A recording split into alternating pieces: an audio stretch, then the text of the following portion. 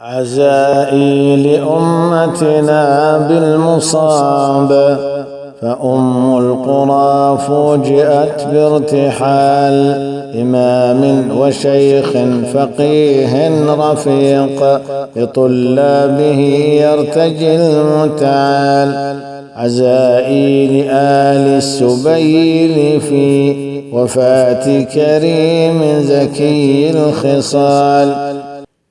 عزائي لشيخ وفي جليل بفقد ابنه الشيخ شهم الرجال، فكم أمنا خلف ذاك المقام يحبر قول عزيز الجلال.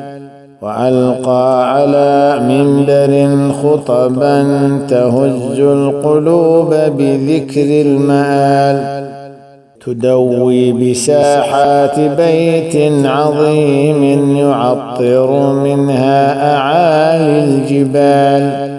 فيا رب فاجعل له ما تلا شفيعا وجنبه ذات الشمال، وقدس له روحه الطاهرة بجنات عدن بأفضل حال. وأعظم أجور الأولى حزنوا عليه وألهمه عند السؤال.